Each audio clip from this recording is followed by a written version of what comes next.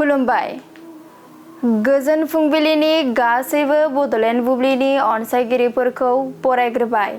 दिनै 26 एप्रिल सनिबारनि फानजामुथिखौ फरायथिनो लादों आं भाग्यश्री बसुमतारिया। फानजामुथिनि गिबियाव दं मेष राशि। गोरोन्थि हाबा मावफ्लांना साजा मोननो गोसोआव गिनाय मोनगोन। उसुखुथुजोंनो समा बारलांगोन। बृष राशि। नखराव गोदान आलासि फैगोन। बयनिबो गोसोआव रंजानायजों उसिफावगोन। मोजां सान। मिथुन राशि। समाजनि मोजां हाबा मावनो खाबु मोनगोन। नखर जौगानायाव हेफाजाब होनो हागोन। कर्कट राशि। सोरजोंबा गाज्रियै थगायजानो हागौ। रावखौबो फोथायालासे थानायानो गाहाम। सिंह राशि। गोनांथार खामानि मावनो लानायाव जाफुंनाय नङा। जेननायजोंनो गोसोआ बायग्लिगोन। कन्या राशि। खस्थ' खालामनायनि गोदै फिथाइखौ मोनगोन। नखराव गोजोन आरो खौसेथि फैगोन। तुला राशि। गेदेर हाबा मावनो लानायाव नखरनि मानसिफोरानो हेंथा होगोन। दुखु दाहानि सान जागोन। वृश्चिक राशि। नोंथाङा धोरोमनि बेरेखा हाबा मावफ्लांगोन। गोसोखौ हमथानानै सोलियोब्ला गाहाम। धनु राशि। थांखांनाय जाथायफोरखौ गोसोखांफ्लांबाय थागोन। गोसोआ गिनायजों उसुखुथु जागोन। मकर राशि।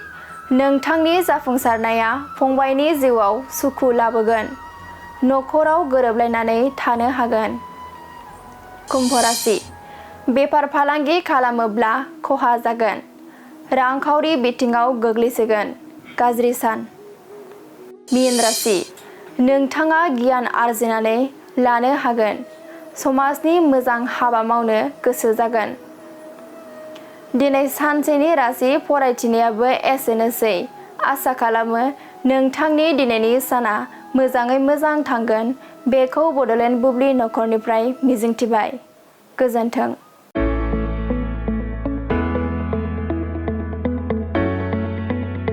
मोनसे गोजोनथाव खौरां। बर' सावथुन नायनो मोजां मोनग्रा रायजो राजाफोरनि थाखाय मोनसे गोजोनथाव खौरां। खम बेसेननि गेजेरजोंनो नोंथाङा नायनो हागोन बर'नि गासै गोजाम गोदान सावथुनफोरखौ।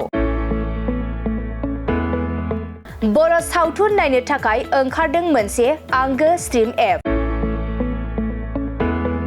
बे आंगो स्ट्रिम एपखौ नोंथाङा नोंथांनि मबाइलाव डाउनल'ड खालामनानै खम बेसेनावनो बर'नि गोजाम गोदान गासै सावथुनफोरखौनो नायनो हागोन।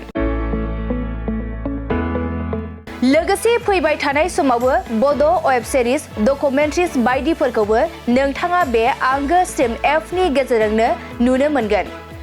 बेनि अनगायैबो बर' सावथुननि दिहुनगिरिफोराबो बे आंगो स्ट्रिम एपआव गाव गावनि सावथुनखौ आपल'ड होनो थाखाय खौरां लाहरनो हागोन।